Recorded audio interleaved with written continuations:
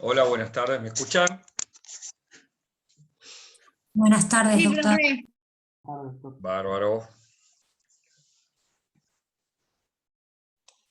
Hola, Juanito. Buenas tardes. Buenas Hola, tardes. Luciana.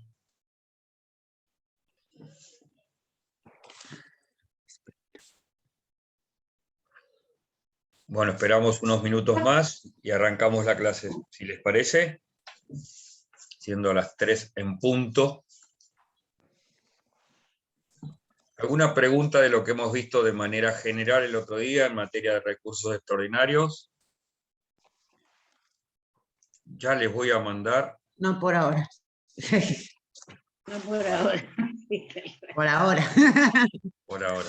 A mí me Bien, resultan las dudas después cuando hago los prácticos.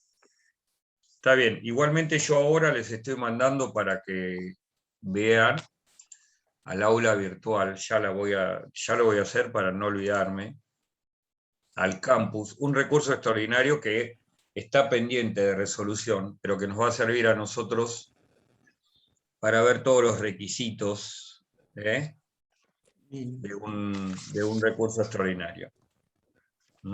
A ver, un minuto, así ya lo van a añadir. Recurso, vamos a ponerle recurso extraordinario de inaplicabilidad.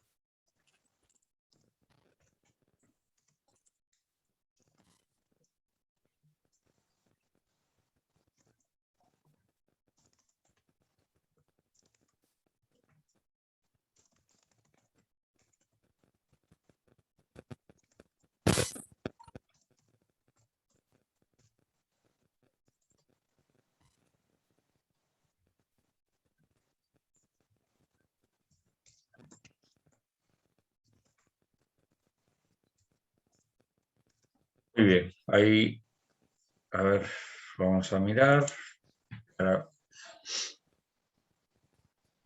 bajar el archivo, seleccionar archivo.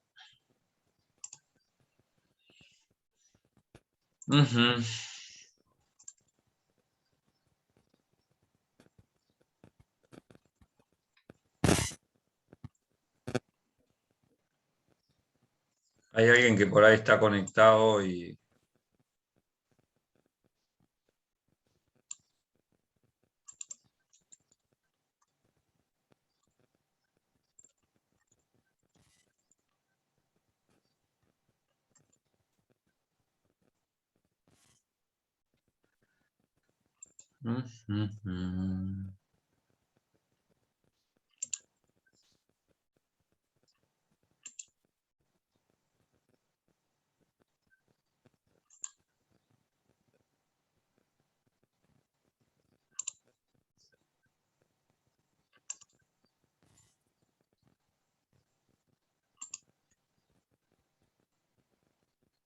Bien, ahí les envié el recurso extraordinario para que, si quieren, lo pueden abrir para mirarlo.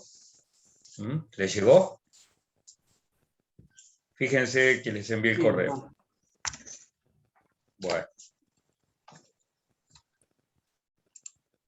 Bueno, buenas tardes. Ahora que ya se ha conectado más gente, yo lo voy a abrir para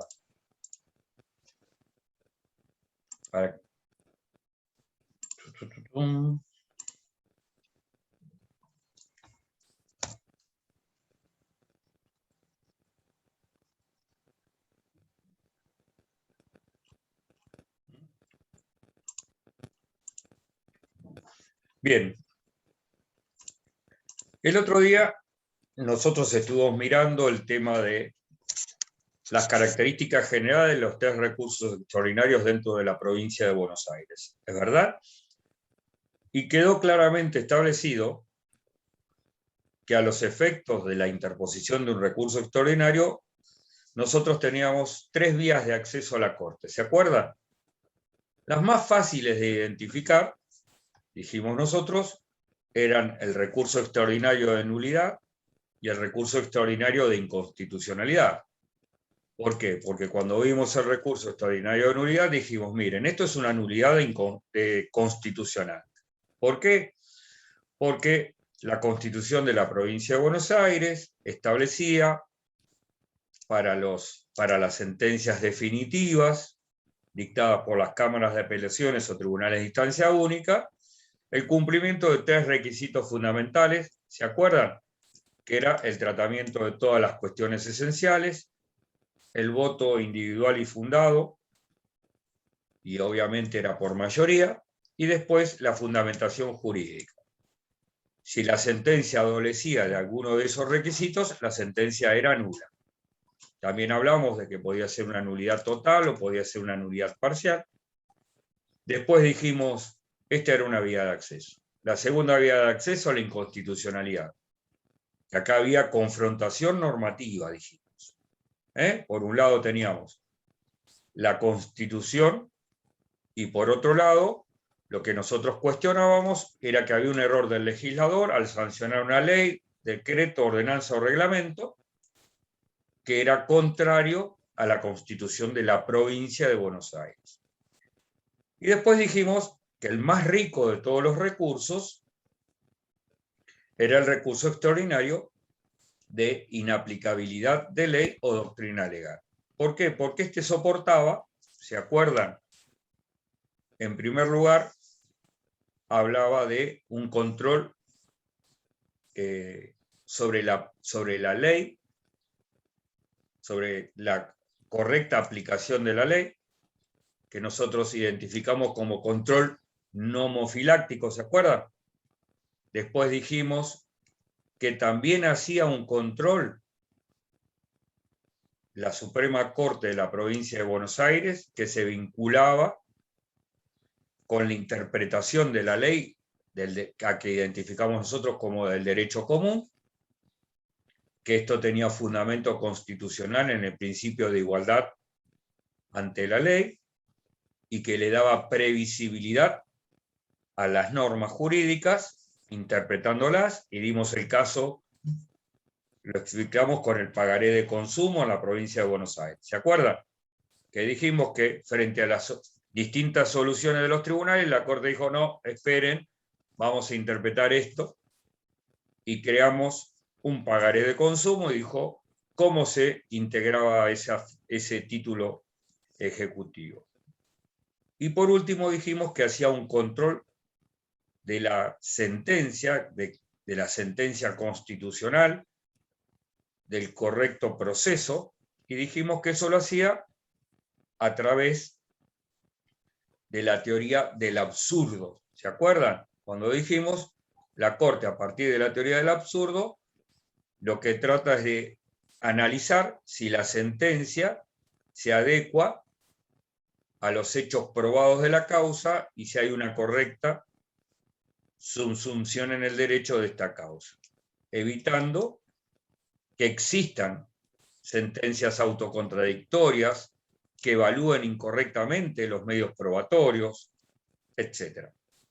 Y lo importante de diferenciar estos 3 caminos era que yo no podía errar en la elección, porque si yo erraba en la elección, la Suprema Corte que me iba a decir, nosotros no tenemos el recurso indiferente, usted, su agravio debía haber sido canalizado a través de un recurso extraordinario de nulidad o a través de una inaplicabilidad y usted eligió mal. Yo lo graficaba como llegar a una rotonda y teníamos en esa rotonda primer salida, segunda salida. ¿Vieron cuando ustedes ponen el GPS y llegan y le dice primer salida, doble en la primera salida o doble en la segunda salida o doble en la tercera salida de la rotonda? Bueno, nosotros en este caso prendemos nuestro GPS en la cabeza y decimos, bueno, nosotros acá, para poder lograr impugnar esta sentencia, tenemos que ir por la vía generalmente por aquella que es más amplia, seguramente, que es la de inaplicabilidad de ley. Por eso en la selección que yo haga de la vía judicial, lo primero que tengo que analizar siempre es si la sentencia es válida o es nula. En mi primer análisis que yo hago de una sentencia definitiva, respecto a una sentencia definitiva dictada por una Cámara de Apelación o un tribunal de instancia única, lo primero que analizo es si esa sentencia resolvió todos los temas que se le plantearon de manera principal, si esa sentencia tiene votos individuales y fundados, y si hay mayoría de fundamentos, y en tercer lugar, si tiene fundamentación jurídica. ¿Está claro? Primero analizo la nulidad. Seguramente el segundo análisis sea de constitucionalidad.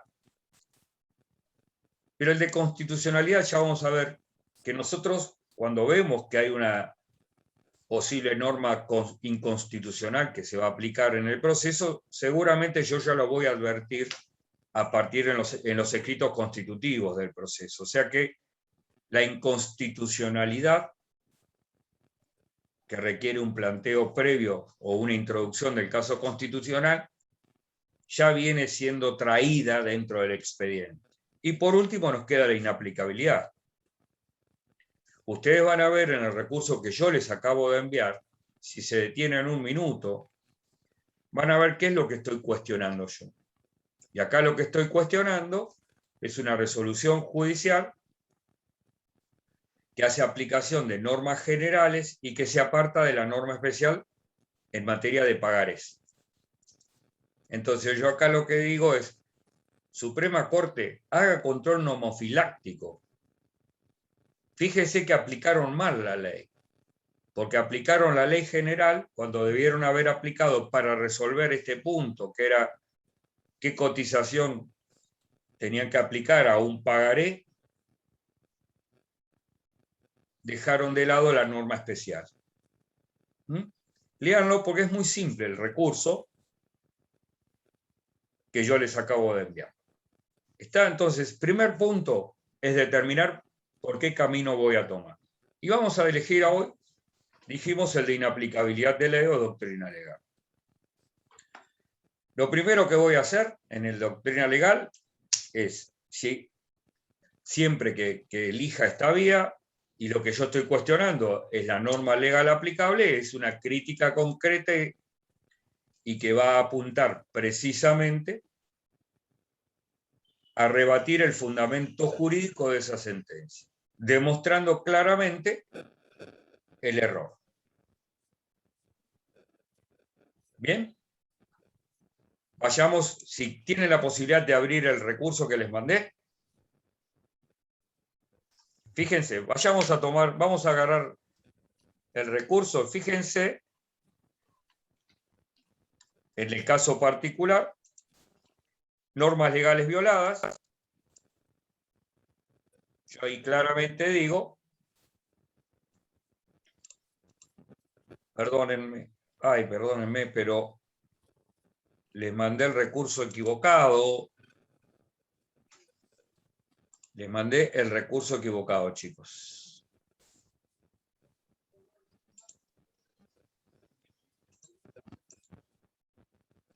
Sí, me parece que les mandé el recurso equivocado.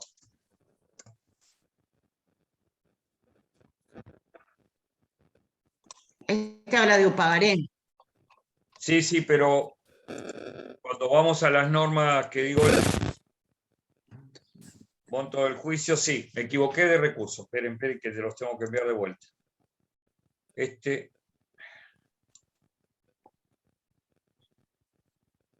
A ver si lo puedo abrir y lo puedo eliminar. Borrar. Continuar. Borrar este mensaje. Ahí lo borré. Sí, porque tenía dos y me quedó mal. ¿Quiere enviarnos el otro y compartimos pantalla?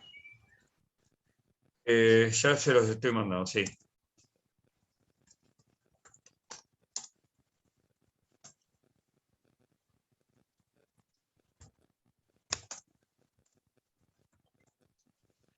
Ya lo estoy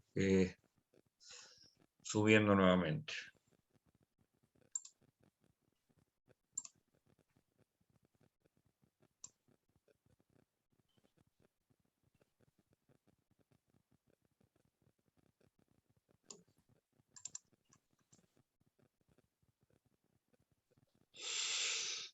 Lo que pasa es que en su momento empecé a trabajar el archivo y me equivoqué cuando lo guardé y ahora sí. Debiera haberle llegado. Sí. Lo pueden ver si quieren.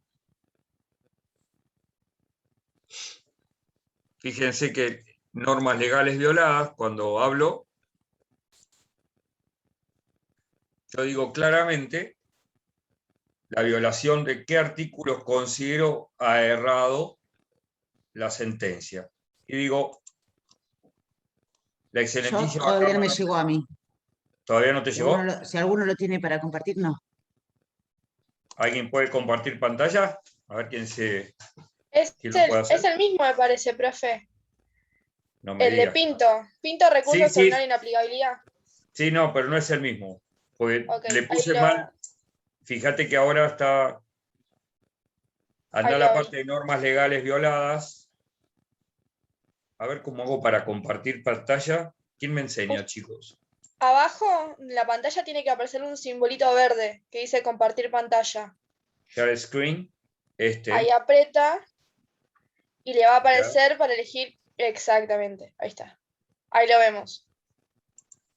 ¿Están viendo el recurso ahora? No. Ahí estamos viendo el campus. Bien. Ahora yo lo voy a abrir al recurso. Ahora sí se ve.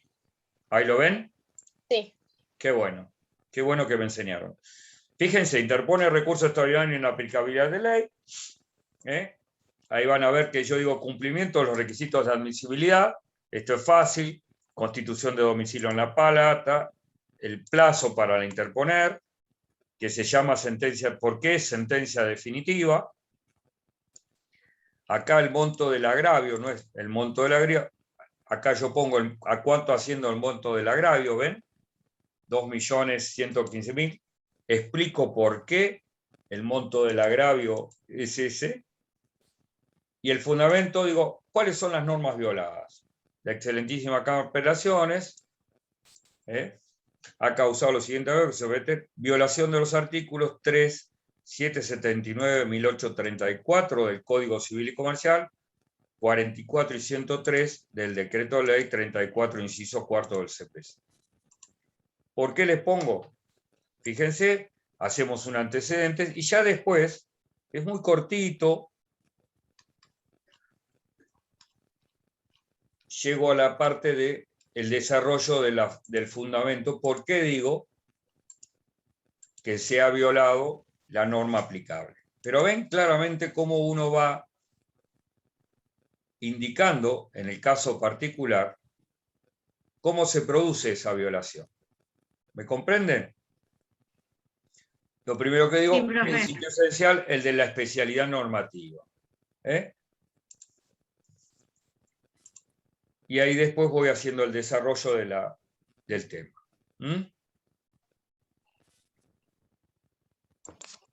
Muy bien.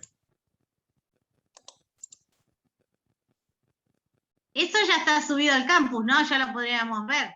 Exactamente, ya lo pueden ver. Bien, perfecto.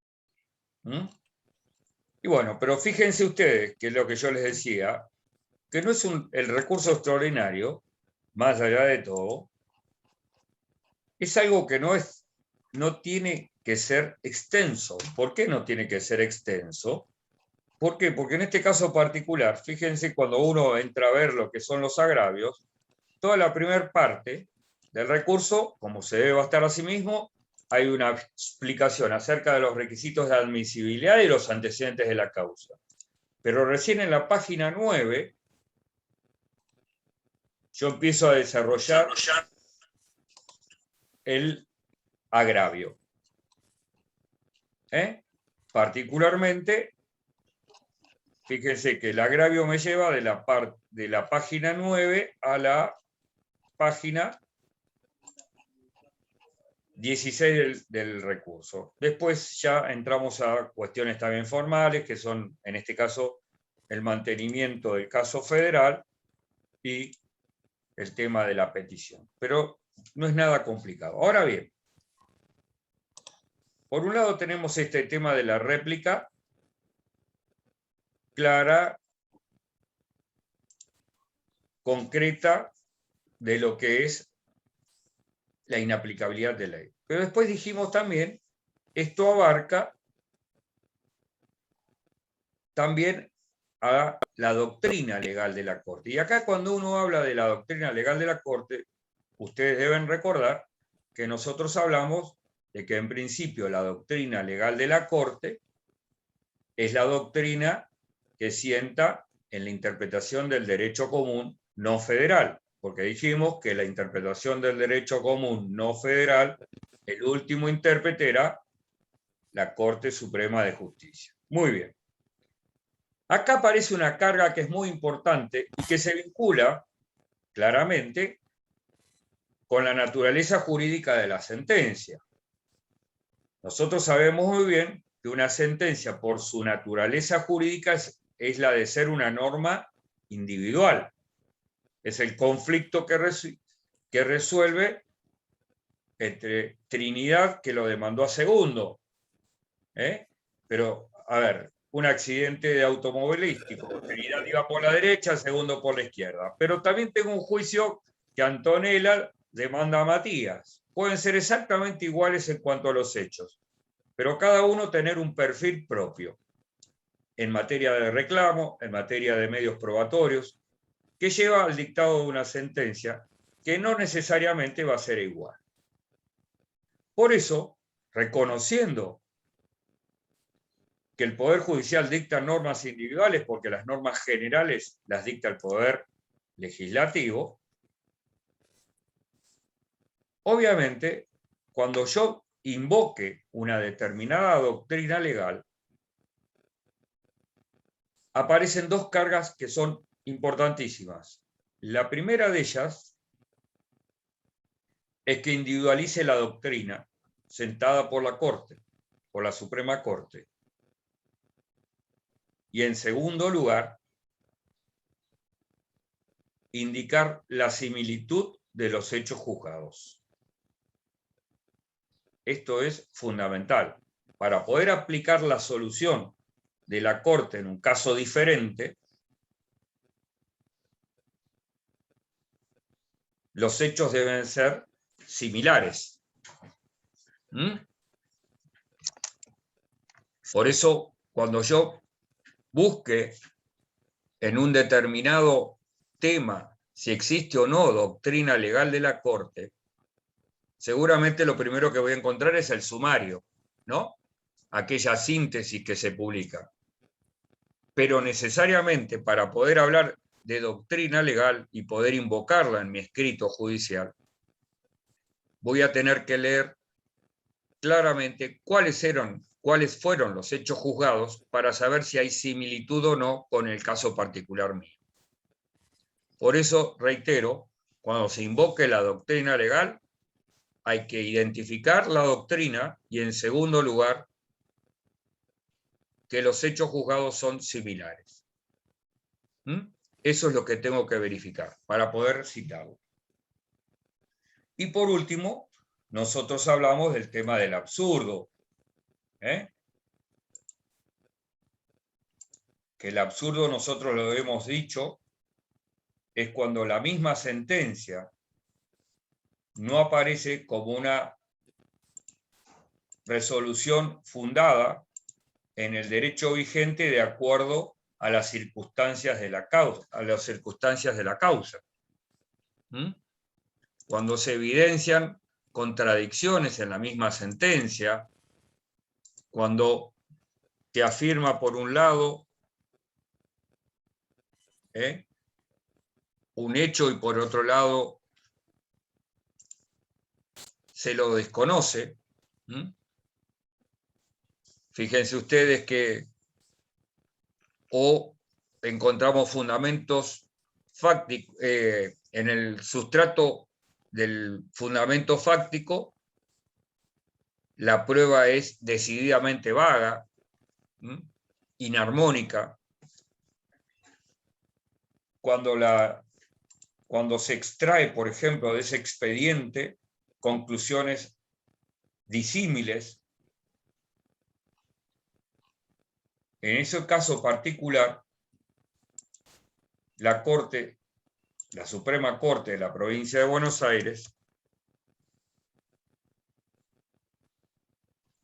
ha establecido que estamos frente a una sentencia que no reúne los requisitos que exige el artículo 15 de la Constitución de la Provincia de Buenos Aires o el artículo 8 del Pacto de San José de Costa Rica.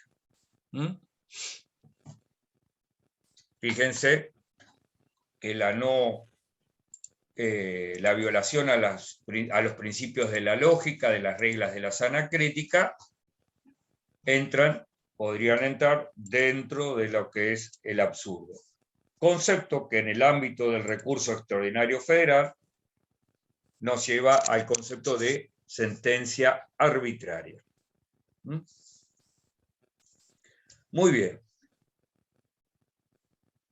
¿Cuáles son los requisitos particulares de este recurso extraordinario y que encuentran justificación legal en el artículo 161, inciso 3, de la Constitución de la Provincia de Buenos Aires? ¿Esto por qué? Porque el artículo 161, inciso 3, cuando se refiere al recurso de inaplicabilidad de ley, dice con las limitaciones que impongan las normas procesales. En principio, uno observa que es el único recurso de los 3 extraordinarios que hemos nombrado que el Código Procesal le va a exigir requisitos que son propios. Y esos requisitos propios están en el artículo 278, que lo vamos a identificar con el monto mínimo del agravio, y el artículo 280, que se vincula al depósito previo. Como dijimos en la primera clase de recursos extraordinarios, esto es una vía, como dice su nombre, extraordinaria. Para eso, esta vía extraordinaria no es para cualquier causa, sino para aquellas causas cuyo monto del agravio supere los 500 ius. Es decir, que una causa donde el monto del agravio, es decir, la diferencia entre lo pretendido y lo otorgado,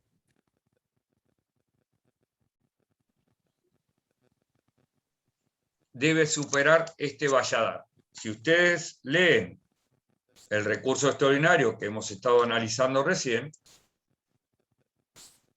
el cuestionamiento era que la Cámara de Apelaciones de Mar del Plata establecía una forma de calcular el dólar estadounidense en base al dólar MEP contado. En el caso particular, en el momento de interposición del recurso, yo decía, de acuerdo a la interpretación que hago de la norma del artículo 44, si ustedes lo miran ahí, van a ver, es el dólar tipo vendedor informado por el Banco de la Nación Argentina, que calculado sobre el monto de la liquidación, que eran $30.000, me da que mi cliente tenía que pagar 3.190.000 pesos. De acuerdo al cálculo que hacía la Cámara de Apelaciones, mi cliente tiene que pagar 5.300.000. La diferencia entre lo que yo digo que tiene que pagar y lo que la Cámara me dice que tiene que pagar mi cliente al momento de interposición del recurso era 2.115.000. A los efectos de establecer el monto del agravio, ese es mi agravio. El valor del ius a la fecha de interposición del recurso era 3.092, por lo que el monto del agravio mínimo era de 1.546.000 pesos. Eso nos muestra que la diferencia entre ambos, entre lo que yo digo tiene que pagar mi cliente y lo que dice la Cámara tiene que pagar mi cliente, supera ese monto mínimo del agravio. ¿Comprenden? No es el monto del proceso, es el monto del agravio. Por eso el artículo 278 en su oportunidad fue modificado y precisamente utiliza este tipo de expresión. Monto del agravio, recuerden siempre, es la diferencia que existe entre lo peticionado y lo concedido. Obviamente este requisito no es exigible respecto de las causas que tienen monto indeterminado. Obviamente, un desalojo es un juicio de monto indeterminado. Si yo pienso en un tema de familia, una tenencia, que estemos discutiendo aspectos vinculados, bueno, ya no se habla más de tenencia, sino de régimen de comunicación y guarda. Los antiguos como yo ya hablamos, nos cambiaron los conceptos. Muy bien. En esos casos particulares hay monto indeterminado. Acá vamos a ver que no hay límite para recurrir. Bueno, y la segunda característica de este recurso, de su requisito de admisibilidad propio, dijimos nosotros, es la exigencia de un depósito previo. ¿Por qué es importante esto? Porque esto implica una carga monetaria que debe satisfacer el recurrente, que está indicada en el 10% del monto del agravio.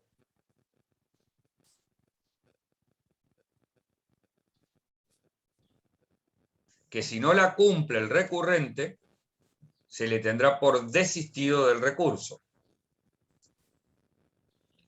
Si ustedes observan el recurso que yo les envié, en el caso particular mío, o de mi cliente, mejor dicho, el monto del agravio era 2.115.000. Pero ¿qué pasó? Ese monto mínimo del agravio, que hubiera exigido que yo pague un 10%, que eran 211.000 pesos. Pero claro, el mismo artículo 280 me dice, no, pero espere, del Cerro. El monto mínimo del depósito tiene que ser de 100 US y el máximo de 500 US. En su caso particular,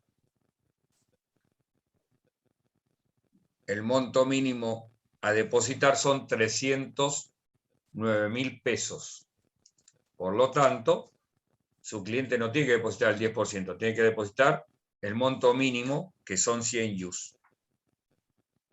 Y así se hizo, se depositaron 300 y pico mil pesos. ¿Comprenden el tema?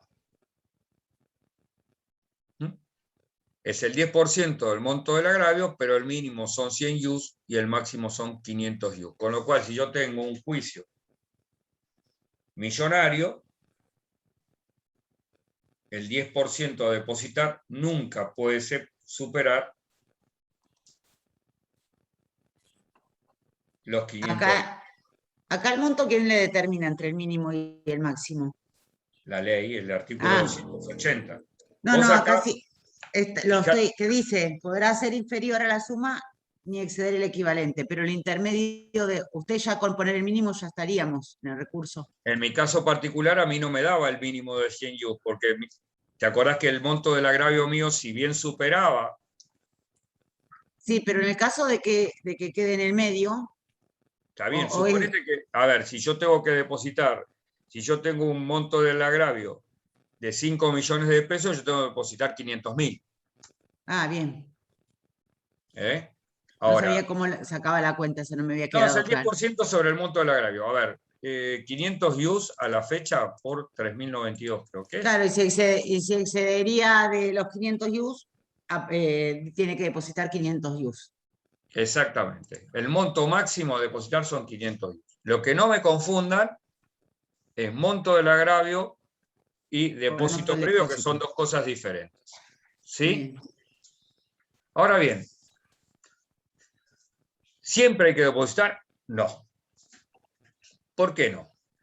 fíjense ustedes que el mismo artículo 280 dice: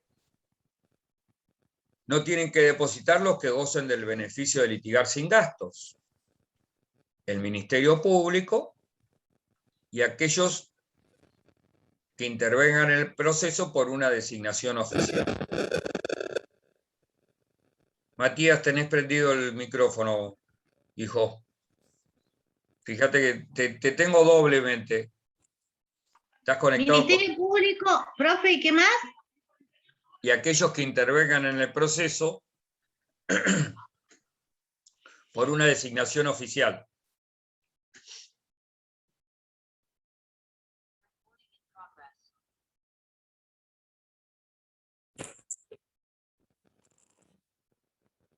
¿Y quiénes serían estos que intervienen en el proceso por una designación oficial? Un perito de la oficina pericial, por ejemplo.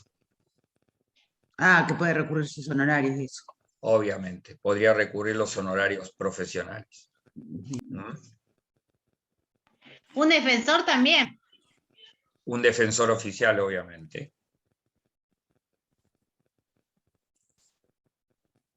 Gracias, Lorena. Bien, ahora bien, fíjense ustedes.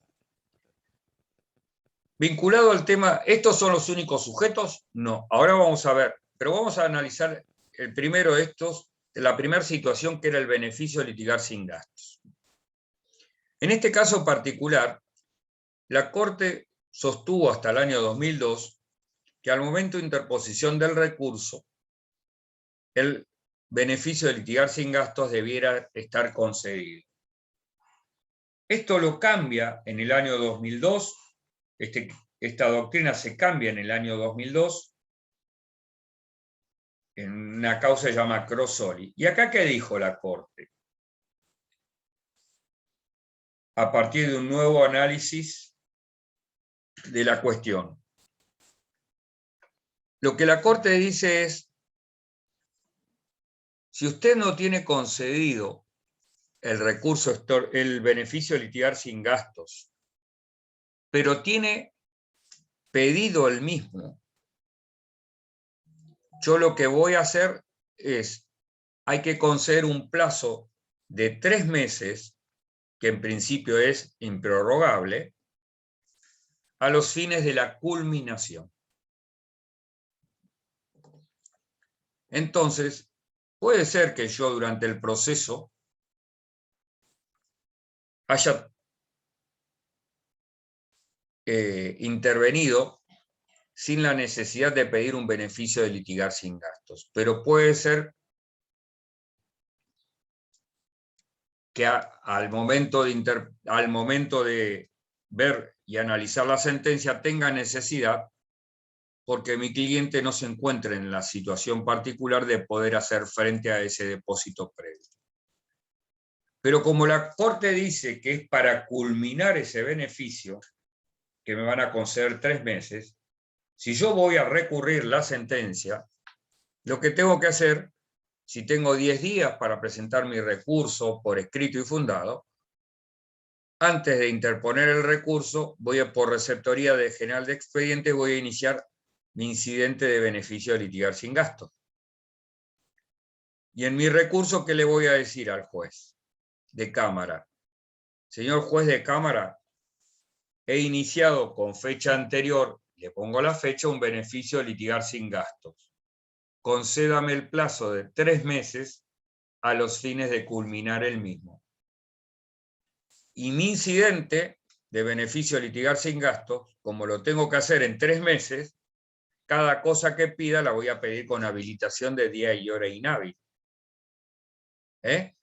Fundándolo en que tengo que culminar mi beneficio de litigar sin gastos en ese corto plazo. ¿Comprenden cómo funciona entonces el tema del beneficio? Antes la Corte sostenía... Profe, a ver si lo entendí. O sea que para que eleve a la Suprema Corte tiene que estar finalizado, concedido. Exactamente. No con el 83 provisorio. Exactamente. Perfecto, ahí lo entendí. En general, cuando uno inicia el beneficio de litigar sin gastos, a usted se lo va a conceder en forma provisoria por 3 meses, en forma provisoria. Dice el artículo 83, como nos decía Lorena. Pero bien, yo lo inicio, cuando voy a la Cámara, hice todo el recurso tal cual ustedes lo ven, pero en la parte de depósito previo le digo, excelentísima Cámara, excelentísimo Tribunal, he promovido un beneficio de litigar sin gastos, con fecha tanto, le solicito me concedan 3 meses. Esto es importante tenerlo en cuenta. ¿Por qué razón? Porque si yo no lo culmino dentro de ese plazo, no le voy a poder pedir a la Cámara, o no puedo decir, bueno, no, al final no lo obtuve, así que pongo la plata del que decía, no, porque ya me precluyó la posibilidad esa de depositar. Si elegí la vía del beneficio y luego me es rechazado el beneficio, o me lo conceden de forma parcial, lamentablemente yo no voy a poder completar o integrar el depósito en dinero. Al optar por el beneficio de litigar sin gastos, ya no va a renacer esta posibilidad de integrar el depósito de ley. Profe, y en ese caso, ¿la Corte rechaza el recurso? No, que no Por es no la tener Corte. el depósito, por no La tener Cámara, el depósito. la Cámara te lo va a tener Ah. por desistido. Ah, bien, perfecto. Porque vos le pediste a la Cámara de Apelaciones, al momento de interponer el recurso, que este requisito de admisibilidad lo voy a tratar de exceptuar a través del beneficio. Le hago una consulta, porque acá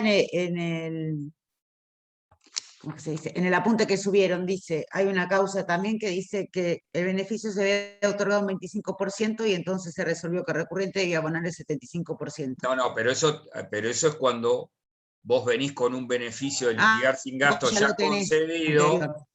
en forma parcial. Hay veces, vos fíjate que, no sé si te acordás, cuando leíste el beneficio, que se podía conceder en forma total o parcial.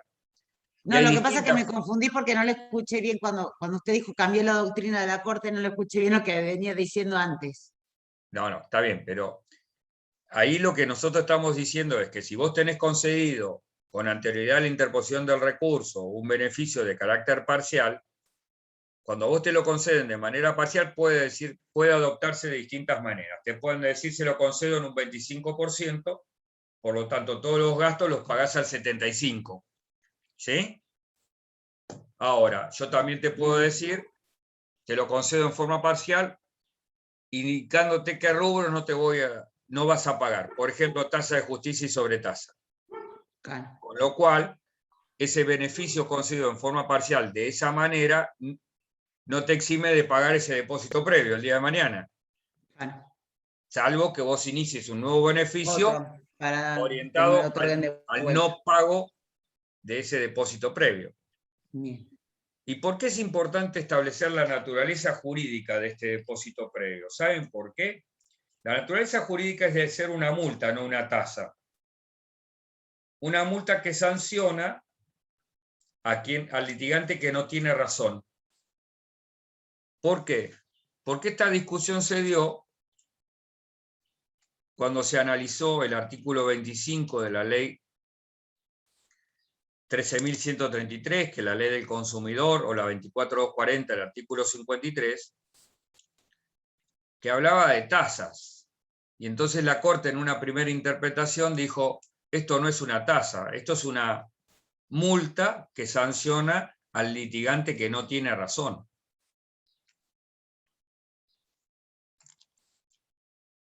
Entonces la Corte, fíjense, cuando interpretó primeramente la ley 2440 y el 25 de la provincia, dijo, bueno, el beneficio de gratuidad en materia en cuestiones de consumo no cubría al depósito previo del artículo 280.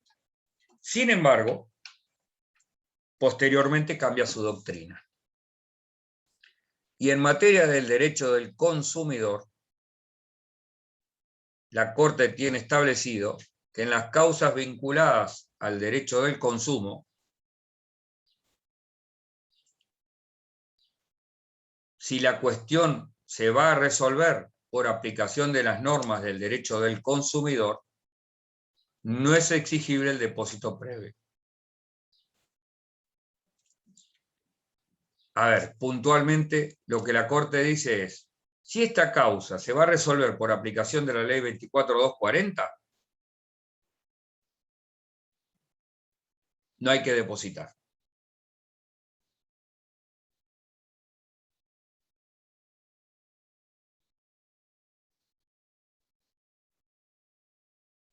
¿Sí?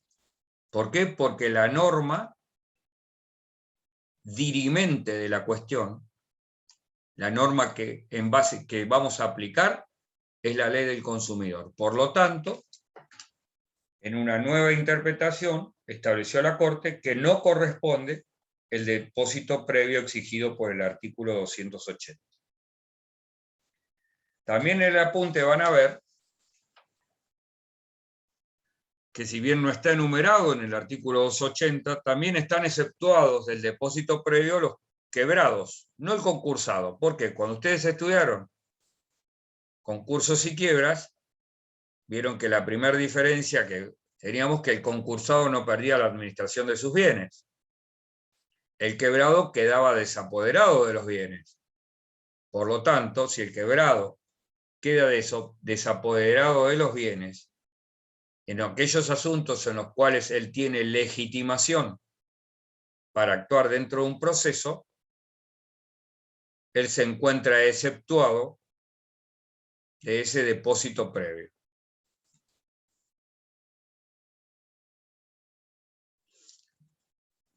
También la Suprema Corte de la Provincia de Buenos Aires, en materia de menores,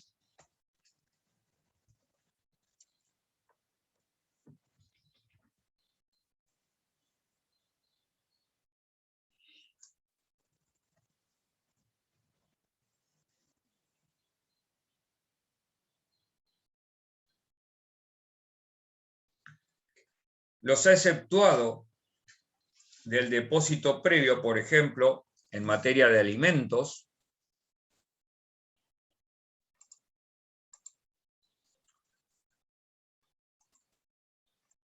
sería conveniente que lean la causa en la cual estableció que si el menor le reclama en la relación paterno-filial,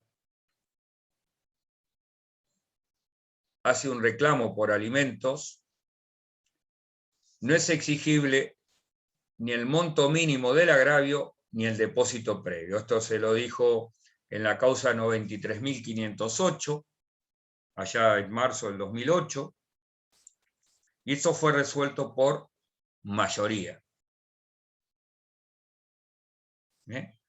Una forma de mejorar el acceso a la justicia.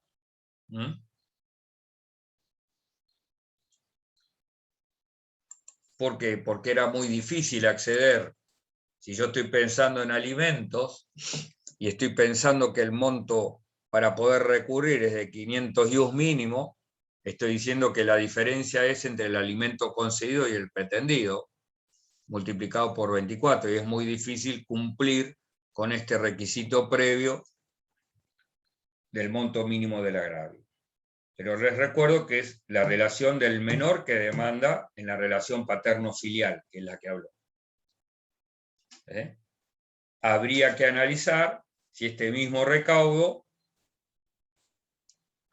también puede ser exceptuado en aquellos supuestos en los que resulte aplicable la ley en materia de adulto mayor.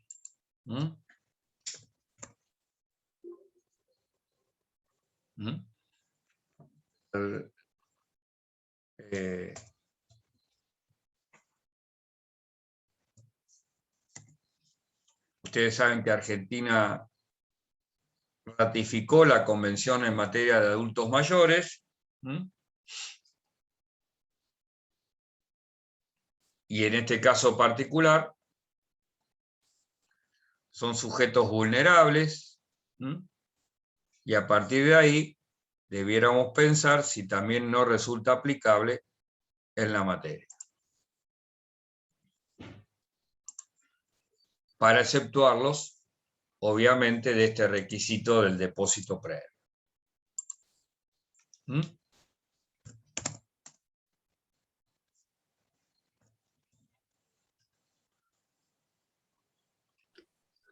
¿Le puedo hacer una pregunta? Sí, claro. Entonces, están exceptuados del depósito previo en tanto el derecho del consumidor y los quebrados y en caso de materia de alimentos. Pero el derecho al consumidor y los quebrados sí tienen que cumplir con el monto mínimo. Sí, sí, a ver, no, el menor no. El quebrado menor sí. no, pero los otros dos sí. Sí, claro. Ok. La ley que aprobó la Convención Interamericana sobre Protección de Derechos Humanos de las Personas Mayores es la 27.360.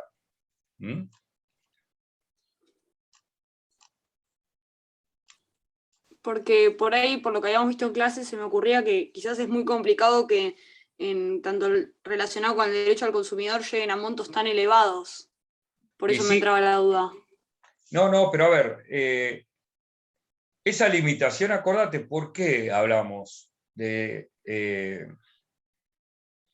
tema del monto mínimo del agravio, Lucía? Y porque en definitiva, ya tuviste, a ver, ya el requisito convencional, acordate vos, de la tutela judicial efectiva es que vos por lo menos en materia no penales tengas una instancia.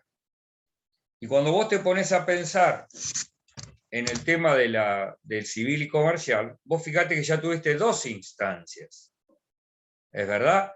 Con lo cual, es convencional, constitucional, que no accedas a la instancia extraordinaria provincial. Por lo tanto, esa limitación es perfectamente constitucional y convencional. Pero bueno, habrá que analizar siempre en cada caso concreto. Pero en principio, claro, el tema del menor, estás hablando de, por eso yo te decía, analicemos la ley 27.360, a ver si realmente dentro del texto uno pudiera encontrar 27.360 la justificación como para decir, en mi caso particular, dentro de lo que es las exigencias que establece la norma,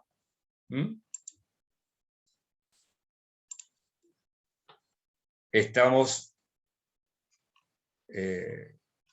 por ejemplo, ámbito de aplicación es promover, proteger, asegurar el reconocimiento y pleno y goce ejercicio en condiciones de igualdad de todos los derechos humanos y libertades fundamentales de la persona mayor, a fin de contribuir a su plena inclusión, integración y participación. Y no te olvides que en esta cuestión de las personas mayores, vamos a hablar, también entra a funcionar las reglas de Brasilia, y que, de acuerdo a la Corte Suprema, es legislación a tener en cuenta.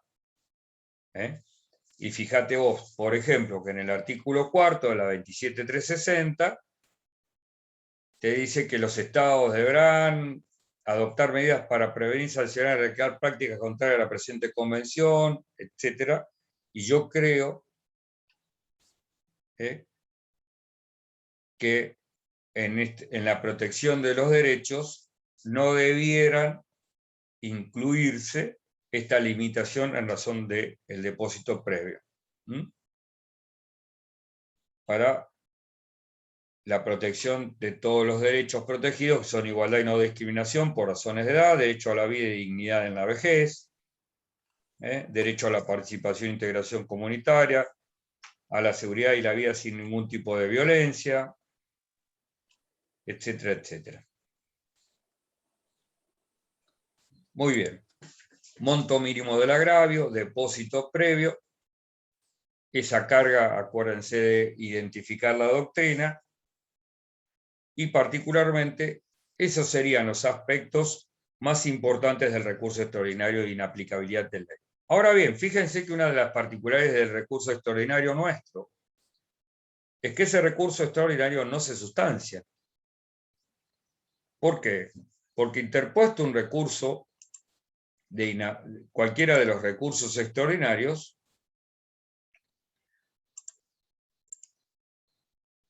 la Cámara de Apelaciones o el tribunal va a analizar precisamente si se cumplen con todos los requisitos de admisibilidad. Y a partir de ahí, si considera que se han cumplido estos requisitos del recurso extraordinario, lo que va a hacer la Cámara es concederlo, después de hacer ese examen de admisibilidad. Y una vez concedido y cumplido con el tema de acompañar los sellados, lo que va a hacer la Cámara de Apelaciones es elevar el expediente a la Suprema Corte de la Provincia de Buenos Aires. Y ahí aparece, y ustedes van a decir, ¿y en qué momento se guarda la bilateralidad? ¿Se resguarda la bilateralidad? Bueno,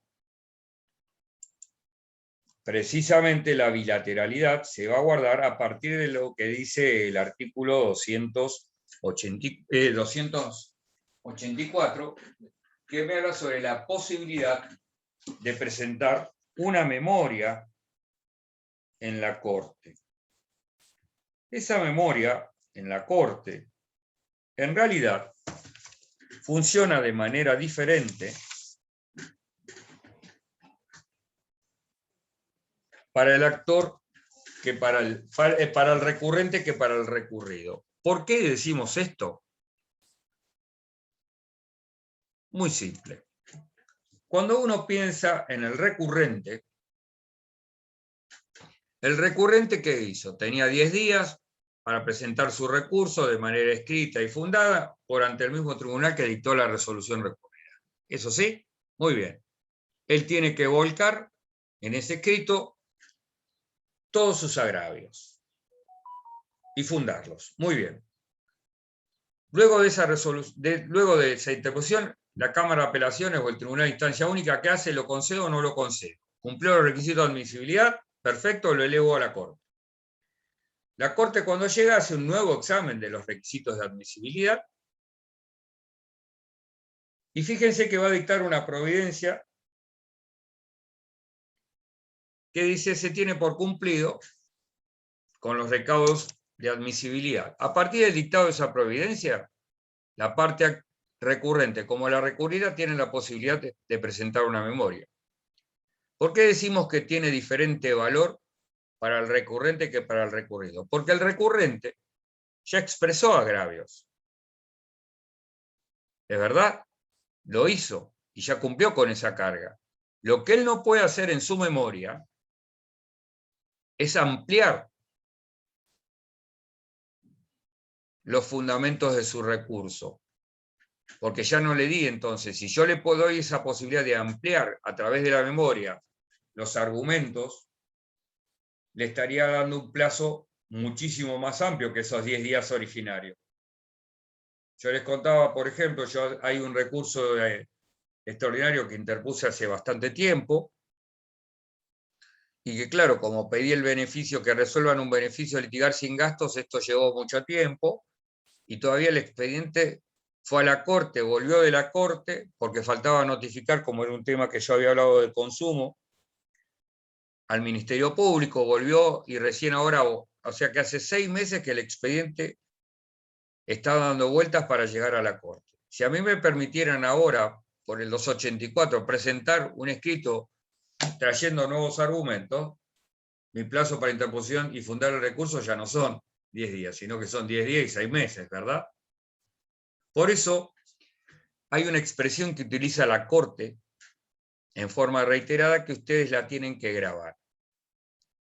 Y dice que la memoria cobra vida para el recurrente frente a un recurso suficiente. ¿Por qué? Porque la memoria para el recurrente en realidad tiene poco valor. Porque la exigencia de la fundamentación hace que tenga que desplegar todos sus argumentos al momento de interponer el recurso. Por eso decimos que esta memoria no me puede mejorar el recurso, no me puede incorporar argumentos nuevos. Esa parte ya la tuvo que haber hecho. En cambio, para la contraria, para el recurrido, es donde se le va a garantizar ese derecho, esa bilateralidad, de que él pueda exponer sus argumentos en pos de peticionar el rechazo de ese recurso extraordinario. Por eso decimos, para el recurrido,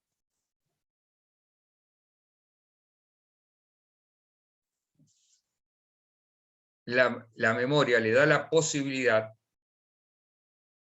de que pueda argumentar en contra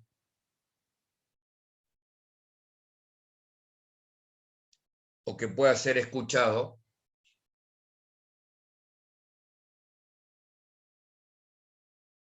respecto del recurso interpuesto por la contraria. Ahí es donde yo le garantizo a él la bilateralidad.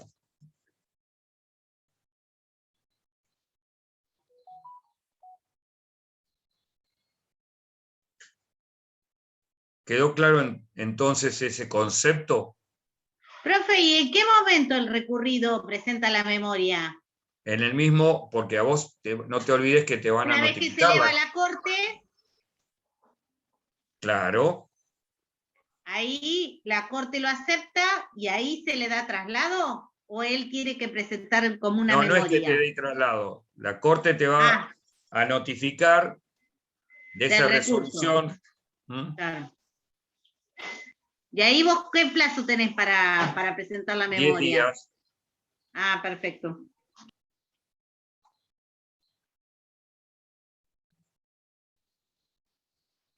¿Está?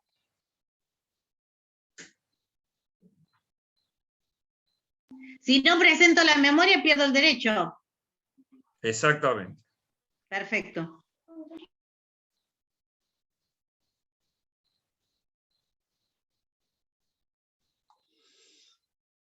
¿Mm? Por eso dice el 284, dentro del término de 10 días contados desde la notificación de la providencia de autos, cada parte podrá presentar una memoria relativa al recurso o al interpuesto por la contraria. ¿Mm?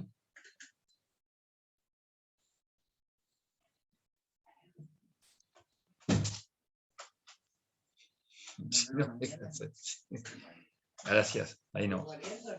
Déjala ahí. No, cerró, tornala. Está bien. Es el momento en que ustedes van a ser escuchados como parte contraria, y ahí es donde ustedes van a decir y dar las razones para sostener, para pedir el rechazo del recurso extraordinario interpuesto por la contraria y contrarrestar los argumentos que haya dado respecto de la misma.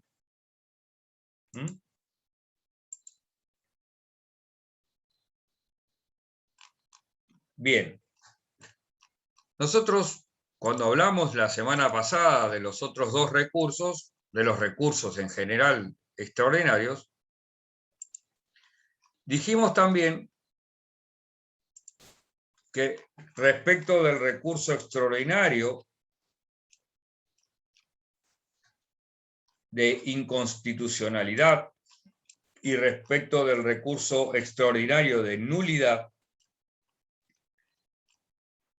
iba a haber en ambos recursos necesariamente dictamen del procurador fiscal.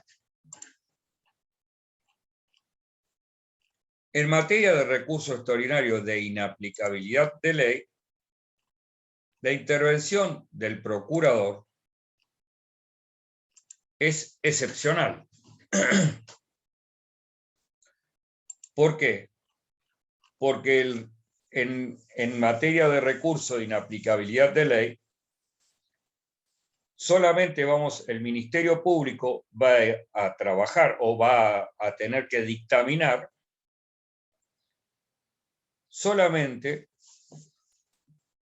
cuando ya intervino en las instancias de grado y en la medida que subsistan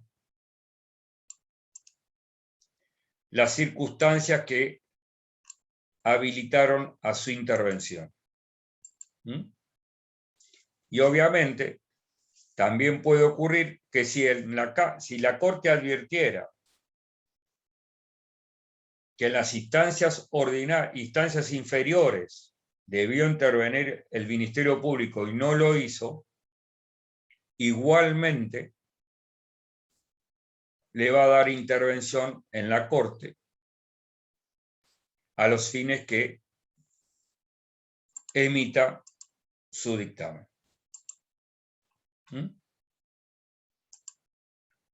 Por último, nosotros sabemos que en el caso del recurso de inaplicabilidad de ley, al igual que el de inconstitucionalidad y a diferencia del de nulidad, acá la Corte va a ejercer casación positiva, es decir, que si acoge el recurso extraordinario, va a casar la sentencia y dictar pronunciamientos sobre el fondo del asunto.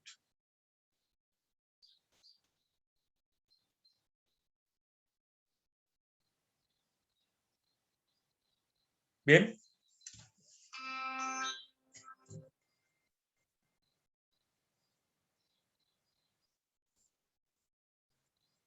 Creo que con esto hemos agotado el tema de lo que es el recurso extraordinario de inaplicabilidad de ley. La parte del certiorari positivo y negativo y la facultad de resolución simplificada lo voy a explicar en general una vez que veamos los otros dos recursos, que lo vamos a ver la semana que viene,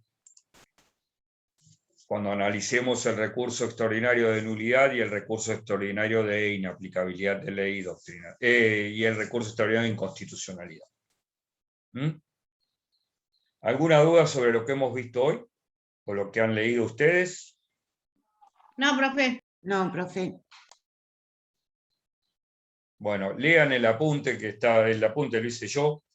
En general es lo que hemos visto hoy, hemos tratado de explicarlo de manera más práctica y compárenlo luego con el trabajo real que les he enviado respecto de lo que es un recurso extraordinario, que no sabemos cómo nos va a ir. Tengo algunos más largos que me han dado la razón y algunos que también no me han dado la razón, obviamente, para que vean. Pero en este creo que me debieran dar la razón.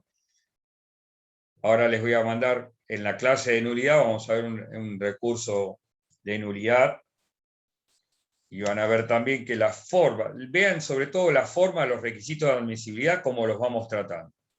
Que es la forma más clara de ver, de poder estudiar y ver en la práctica cómo se desarrolla el tema. ¿Bien?